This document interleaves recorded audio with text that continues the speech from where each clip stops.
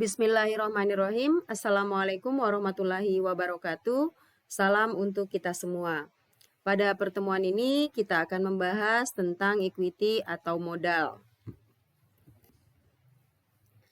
Adapun tujuan dari pembelajaran kita pada sesi ini adalah pertama, mahasiswa dapat menjelaskan jenis perusahaan berbentuk korporasi atau PT dan penerbitan saham. Kemudian yang kedua, mahasiswa dapat menjelaskan perlakuan akuntansi dan pelaporan treasury shares. Yang ketiga, mahasiswa dapat menjelaskan perlakuan akuntansi dan pelaporan isu-isu yang berhubungan dengan dividen. Dan yang keempat, mahasiswa dapat menjelaskan bagaimana menyajikan dan menganalisis equity. Subpokok bahasan terdiri atas 4 bagian, yaitu corporate capital, reakuisisi saham, kebijakan dividen, serta penyajian dan analisis yang berhubungan dengan equity. Materi ini akan kita bagi menjadi 2 bagian. Pada bagian pertama kita akan membahas corporate capital, dan pada bagian kedua kita akan membahas reakuisisi saham, kebijakan dividen, serta penyajian dan analisis equity dalam laporan keuangan. Terdapat 3 bentuk utama organisasi bisnis, yaitu pertama adalah proprietorship atau perusahaan perseorangan yang pemilik modalnya hanya terdiri atas 1 orang. Kemudian yang kedua adalah partnership yang kepemilikan modalnya lebih dari 1 orang. Dan yang terakhir adalah korporasi. Organisasi bisnis yang berbentuk korporasi memiliki karakteristik khusus, yaitu pertama, terdapat pengaruh hukum. Kemudian yang kedua, menggunakan sistem saham. Dan yang ketiga, memiliki pengembangan berbagai kepentingan kepemilikan.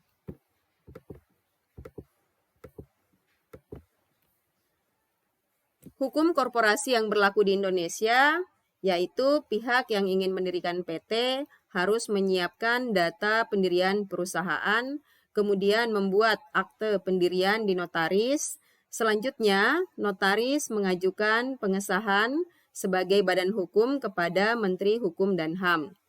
Menteri Hukum dan HAM akan mengeluarkan surat keputusan pengesahan badan hukum PT sehingga PT tersebut diakui sebagai badan hukum oleh negara. Kemudian setelah itu, PT tersebut melanjutkan proses mengurus kelengkapan yang lainnya sesuai aturan yang berlaku. Misalnya di Indonesia seperti NPWP, surat domisili, dan lain-lain. Selanjutnya adalah sistem saham. Perusahaan yang berbentuk korporasi memiliki modal berbentuk saham. Jika tidak ada ketentuan yang membatasi, maka setiap saham biasanya memiliki hak untuk memperoleh laba dan menanggung rugi secara proporsional, kemudian memiliki hak untuk memilih dewan direktur yang akan mengelola perusahaan, kemudian memiliki hak untuk memperoleh aset secara proporsional pada saat perusahaan dilikuidasi, kemudian memiliki hak untuk membeli saham baru sejenis yang dimiliki sebelumnya yang diterbitkan perusahaan secara proporsional. Ini disebut preemptive right, yaitu hak pemegang saham lama untuk membeli saham baru yang diterbitkan untuk mempertahankan persentase kepemilikan atas saham perusahaan tersebut. Karena jika tidak membeli saham baru yang diterbitkan perusahaan, maka persentase kepemilikan sahamnya akan turun dengan diterbitkannya saham baru tersebut. Berbagai macam kepentingan kepemilikan dalam perusahaan berbentuk korporasi ditunjukkan dalam bentuk jenis saham yang dimiliki oleh perusahaan, yaitu saham biasa atau ordinary shares dan saham preference atau preference shares. Saham ordinary mewakili sisa kepentingan perusahaan. Pemegang saham ini akan menanggung risiko kerugian tertinggi, menerima manfaat dari kesuksesan perusahaan. Saham ini tidak memiliki jaminan atas dividen yang diterima, dan apabila perusahaan dibubarkan, juga tidak ada jaminan pemegang saham ordinary akan memperoleh aset. Sedangkan saham preference Saham ini dibuat berdasarkan kontrak. Pemegang saham preferen mengorbankan hak-hak atau keistimewaan tertentu sebagai imbalan atas hak atau hak istimewa lainnya.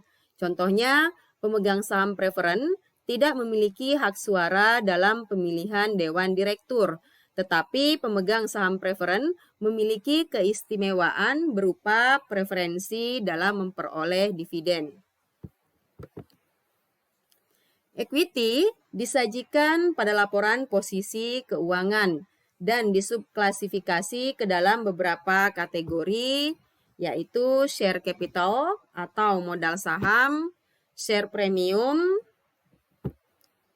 retained earnings atau laba ditahan, accumulated other comprehensive income, kemudian treasury shares atau saham treasury, dan non-controlling interest atau minority interest.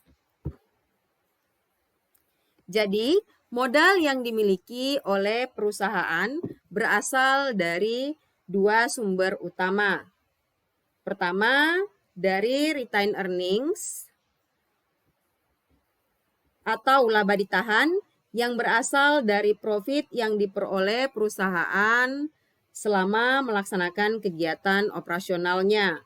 Kemudian, sumber modal yang kedua adalah contribute capital atau modal yang berasal dari setoran pemegang saham.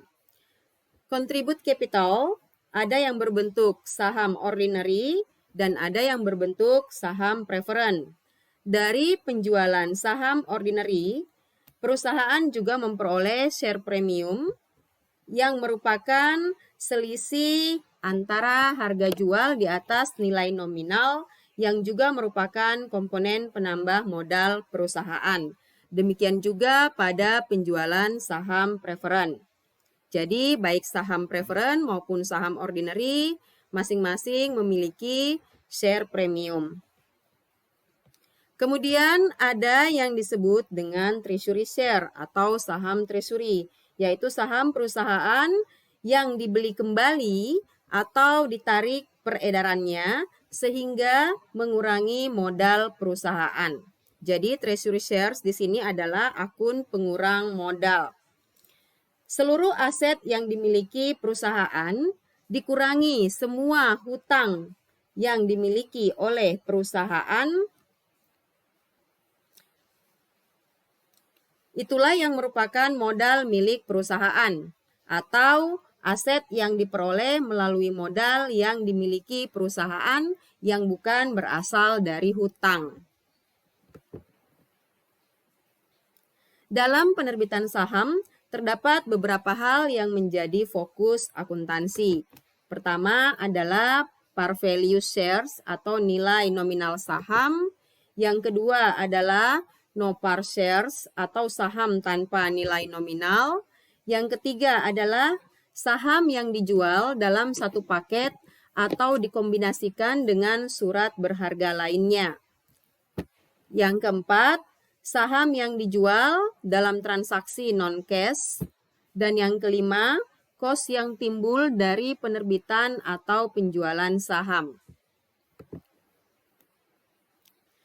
Kita bahas yang pertama adalah par value shares atau nilai nominal saham. Nilai nominal saham adalah nilai yang dinyatakan per lembar saham dari perusahaan sesuai dengan piagam perusahaan penerbit. Nilai nominal saham ditentukan saat saham tersebut diterbitkan. Nilai ini lebih digunakan untuk kepentingan akuntansi dan hukum. Nilai nominal saham tidak digunakan untuk mengukur nilai real suatu saham, tetapi hanya untuk menentukan besarnya modal yang disetor penuh pada laporan posisi keuangan. Dalam menentukan nilai nominal saham, biasanya perusahaan memilih nilai nominal yang rendah. Karena nilai nominal yang rendah membantu perusahaan menghindari kewajiban kontingensi yang timbul pada saat perusahaan dilikuidasi berupa pengembalian modal kepada pemilik jika perusahaan masih memiliki aset setelah semua hutang perusahaan dilunasi. Pencatatan akuntansi untuk penerbitan saham melibatkan dua akun modal, yaitu akun saham ordinary atau akun saham preference dan akun share premium atau premi saham, dulunya disebut agio saham. Kemudian ada perusahaan yang menerbitkan saham tanpa nilai nominal atau no par shares dengan alasan pertama, menghindari kewajiban kontingensi seperti yang telah dijelaskan tadi. Yang kedua, menghindari kebingungan dalam pencatatan nilai nominal dengan nilai pasar wajar atau fair market value. Kerugian utama dari saham tanpa nilai nominal adalah di beberapa negara mengenakan pajak yang tinggi dalam penerbitan saham ini. Selain itu, di beberapa negara, total harga penerbitan untuk saham tanpa nilai nominal dapat dianggap sebagai modal resmi yang dapat mengurangi fleksibilitas dalam pembayaran dividen. Kita lihat contoh berikut ini. Video elektronik didirikan dengan 10.000 lembar saham biasa atau ordinary shares yang diotorisasi tanpa nilai nominal. Jika video elektronik menerbitkan 500 saham dijual secara tunai dengan harga 10 euro per lembar saham, maka jurnal yang dibuat perusahaan untuk mencatat penjualan saham ini adalah cash di debit sebesar 5.000 dan share capital ordinary di kredit sebesar 5.000.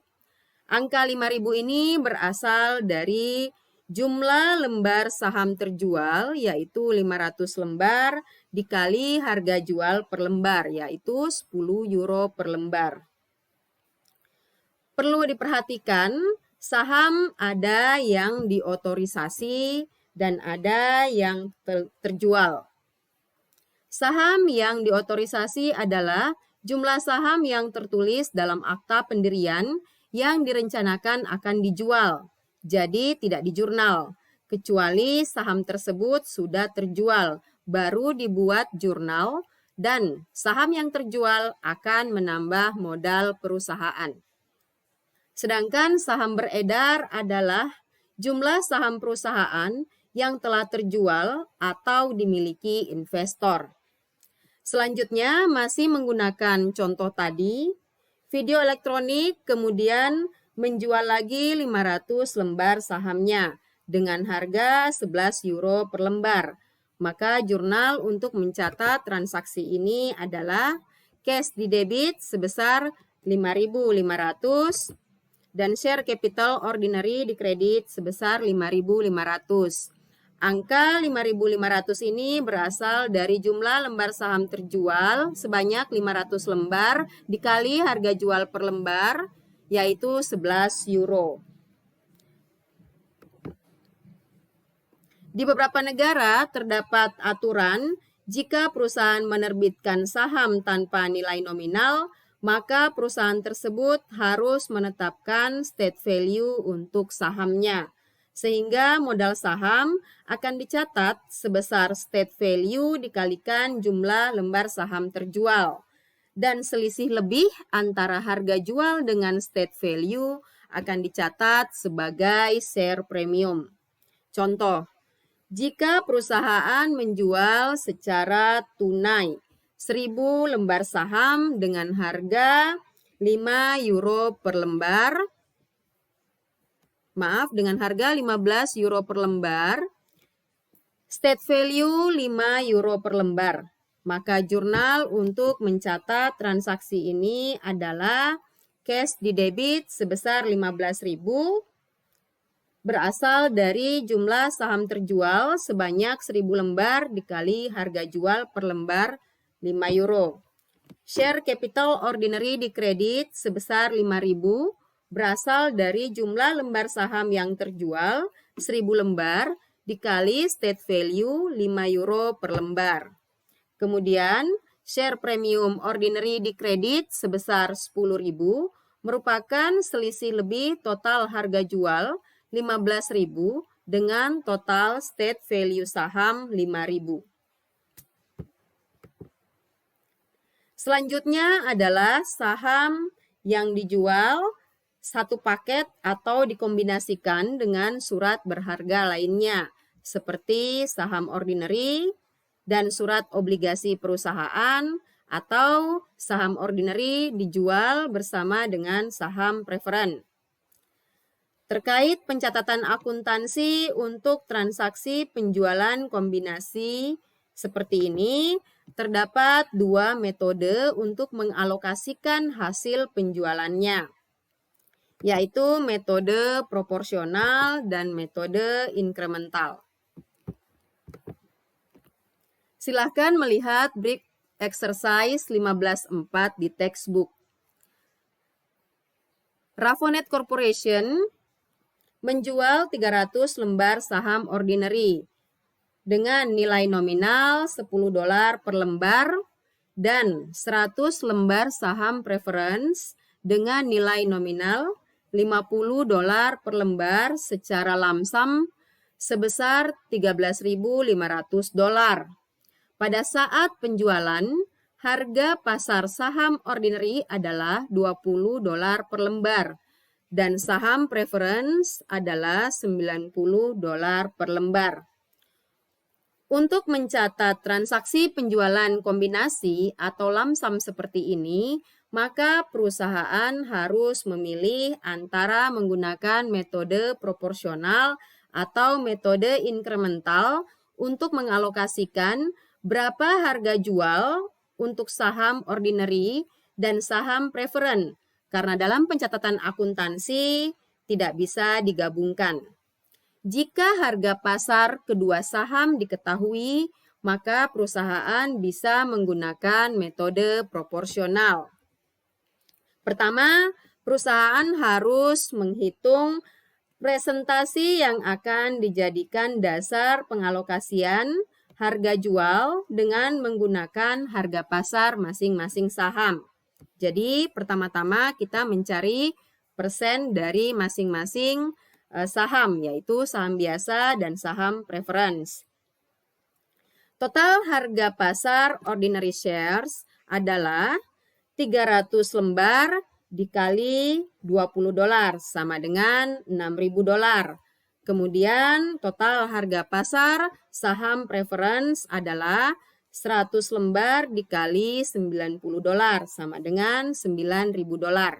Jadi total harga pasar kedua saham ini adalah $15.000 atau sama dengan 100%. Maka persentase untuk ordinary shares adalah 6.000 dibagi 15.000 sama dengan 40%. Dan persentase untuk saham preference adalah 9.000 dibagi 15.000 sama dengan 60%. Selanjutnya, mengalokasikan harga jual ke masing-masing jenis saham berdasarkan persentase tadi. Total harga jual secara lamsam kedua saham ini diketahui sebesar 13.500. Maka alokasi untuk saham ordinary adalah 40% dikali 13.500 sama dengan 5.400. Berarti alokasi harga jual untuk saham ordinary adalah 5.400. Sedangkan alokasi harga jual untuk saham preference adalah 60% dikali 13.500 sama dengan 8.100. Berarti alokasi harga jual untuk saham preference adalah 8.100. Jurnal untuk mencatat transaksi ini adalah cash di debit sebesar 13.500, yaitu sebesar kas yang diterima dari penjualan saham tadi. Kemudian share capital preference di kredit sebesar 5.000, berasal dari jumlah lembar saham terjual 100 lembar dikali nilai nominal per lembar, yaitu $50. Kemudian share premium preference dikredit sebesar 3.100, merupakan selisih antara alokasi harga untuk saham preference sebesar 8.100 dikurangi dengan total nilai nominal saham preference sebesar 5.000. Kemudian share capital ordinary dikredit sebesar 3.000 yang berasal dari jumlah lembar ordinary share yang terjual, yaitu 300 lembar dikali nilai nominal per lembar $10. Kemudian share premium ordinary dikredit sebesar 2.400 berasal dari selisih lebih antara alokasi harga untuk ordinary share sebesar 5.400 dengan total nilai nominal ordinary share sebesar 3.000.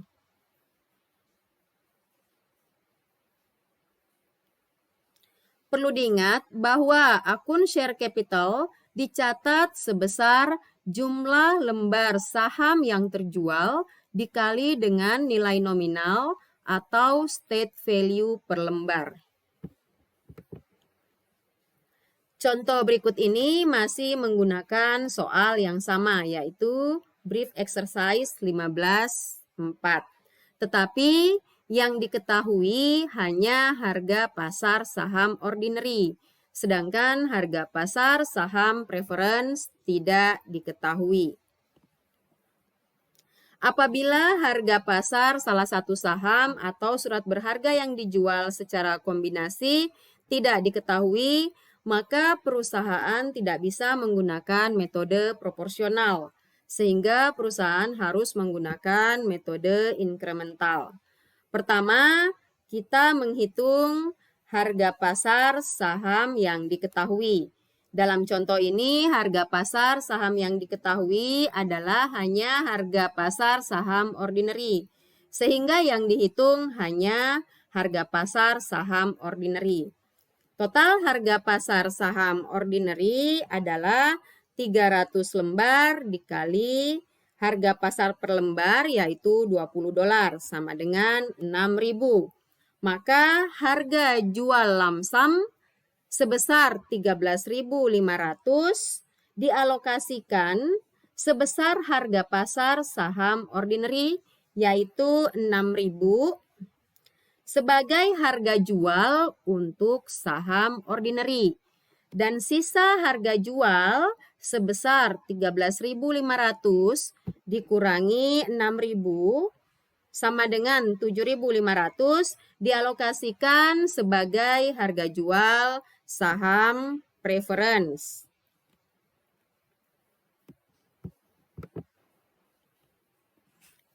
Setelah diketahui alokasi harga jual untuk masing-masing saham, maka kita bisa membuat jurnal penjualan saham tersebut, yaitu cash didebit sebesar 13.500, yaitu sebesar cash masuk dari penjualan saham. Kemudian share capital preference dikredit sebesar 5.000 yang berasal dari jumlah lembar saham preference terjual 100 lembar dikali nilai nominal per lembar saham preference $50. Kemudian share premium preference dikredit sebesar 2.500 yang berasal dari selisih alokasi harga jual untuk saham preference sebesar 7.500 dikurangi total nilai nominal saham preference sebesar 5.000. Kemudian share capital ordinary dikredit sebesar 3.000 yang berasal dari jumlah lembar saham ordinary terjual 300 lembar dikali nilai nominal per lembar saham ordinary $10. Dan share premium ordinary dikredit sebesar selisih antara alokasi harga jual untuk saham ordinary 6.000 dengan total nilai nominal saham ordinary 3.000. Saham selain terjual secara tunai atau memperoleh kas, saham juga bisa terjual dalam transaksi non-cash. Misal perusahaan menukar sahamnya dengan sebidang tanah. Aturan umum yang berlaku adalah perusahaan harus mencatat saham yang terjual untuk jasa atau properti selain kas menggunakan fair value barang atau jasa yang diterima. Tetapi jika fair value barang atau jasa yang diterima tidak dapat diukur secara handal, maka bisa digunakan fair value atau harga jual saham saat terjadinya transaksi tersebut. Contoh berikut ini, misal Marlowe Company menukar saham sebanyak 10.000 lembar dengan nilai nominal 10 euro per lembar dengan hak paten. Menurut aturan umum yang tadi saya jelaskan, perusahaan harus mencatat transaksi ini sebesar fair value aset yang diterima, yaitu fair value paten. Tetapi Marlowe tidak dapat menentukan fair value paten. Marlowe hanya mengetahui total fair value saham yang ditukarkan yaitu sebesar 140.000. Maka Marlowe menjurnal transaksi ini menggunakan fair value saham, yaitu paten didebit sebesar 140.000, share capital ordinary dikredit sebesar 100.000 yang berasal dari jumlah lembar saham yang ditukarkan 10.000 dikali nilai nominal saham per lembar, yaitu 10 euro per lembar. Kemudian share premium ordinary dikredit sebesar 40.000 yang berasal dari selisih antara total fair value saham 140.000 dengan total nilai nominal saham sebesar 100.000. Contoh berikutnya masih menggunakan soal tadi, tetapi Marlowe mengetahui fair value paten yaitu sebesar 150.000 euro. Maka Marlowe menggunakan fair value paten untuk menjurnal transaksi ini, yaitu paten didebit sebesar 150.000, kemudian share capital ordinary dikredit sebesar 100.000, share premium ordinary dikredit sebesar 50.000 yang berasal dari selisih antara fair value paten 150.000 dengan total nilai nominal saham yang ditukarkan 100.000. Contoh berikutnya masih menggunakan soal tadi, tetapi fair value saham dan paten tidak diketahui. Perusahaan akhirnya meminta bantuan konsultan independen untuk menilai paten dan diperoleh fair value paten sebesar 125.000. Maka Marlowe mencatat transaksi ini menggunakan fair value paten, hasil penilaian konsultan independen tadi. Jurnalnya adalah paten didebit sebesar 125.000, kemudian share capital ordinary dikredit sebesar 100.000 dan share premium ordinary dikredit sebesar 25.000. Transaksi penjualan saham menimbulkan kos bagi perusahaan. Kos yang berhubungan langsung dengan transaksi penjualan saham yaitu kos penjaminan emisi, karena dalam penerbitan saham perusahaan menggunakan jasa underwriter. Kemudian fee yang berhubungan dengan akuntansi dan hukum. Kemudian printing cost dan pajak. Kos ini mengurangi hasil yang diterima dari penjualan saham. Jadi, perusahaan yang menjual sahamnya mencatat penerimaan hasil penjualan saham secara neto. Selanjutnya kita akan membahas tentang saham preference. Fitur yang sering dikaitkan dengan saham preference adalah pertama, saham ini memiliki preferensi untuk dividen. Kemudian yang kedua, saham ini memiliki preferensi untuk aset perusahaan pada saat perusahaan tersebut dilikuidasi. Kemudian yang ketiga, saham preference dapat dikonversi menjadi saham biasa. Yang keempat, dapat ditarik atas keinginan perusahaan penerbit. Dan yang kelima, saham preference biasanya merupakan saham non-voting atau tidak memiliki hak suara. Sementara fitur dari saham preference itu sendiri adalah pertama, saham preference kumulatif. Artinya, jika suatu perusahaan gagal untuk membayar dividen pada suatu tahun, maka dividen tersebut harus dibayarkan di tahun berikutnya sebelum membayar dividen kepada pemegang saham ordinary.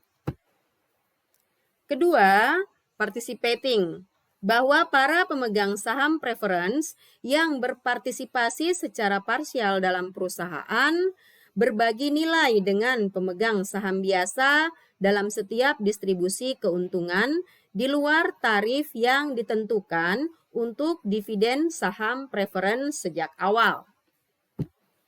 Ketiga, convertible, artinya pemegang saham preference memiliki opsi untuk menukar saham preference-nya dengan saham ordinary berdasarkan rasio yang telah ditentukan. Kemudian yang keempat adalah callable, artinya bahwa perusahaan dapat menarik atau menebus saham preference yang beredar pada tanggal tertentu di masa yang akan datang dan pada tingkat harga yang ditentukan. Kemudian yang kelima adalah redeemable. Dalam fitur ini, saham preference lebih menyerupai hutang daripada sekuritas. Saham preference yang dapat ditebus memiliki periode penebusan wajib atau fitur penebusan yang tidak dapat dikendalikan oleh penerbit saham. Perusahaan dapat menggunakan preferensi atau pembatasan apapun selama tidak melanggar aturan hukum yang berlaku di suatu negara. Akuntansi untuk penjualan saham preference sama dengan akuntansi penjualan saham ordinary, hanya akunnya saja yang berbeda.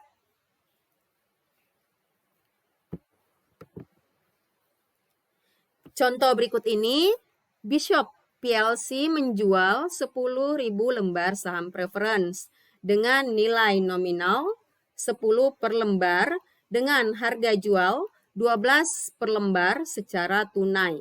Maka jurnal untuk mencatat transaksi ini adalah cash di debit sebesar 120.000 berasal dari jumlah lembar terjual 10.000 dikali harga jual per lembar 12. Kemudian share capital preference dikredit sebesar 100.000 yang berasal dari jumlah lembar saham terjual 10.000 lembar dikali nilai nominal per lembar 10 per lembar.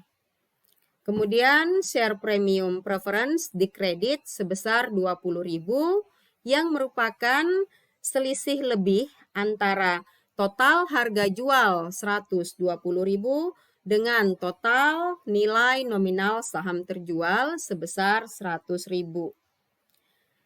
Demikian materi kita pada sesi ini. Sampai berjumpa di sesi berikutnya. Wassalamualaikum warahmatullahi wabarakatuh.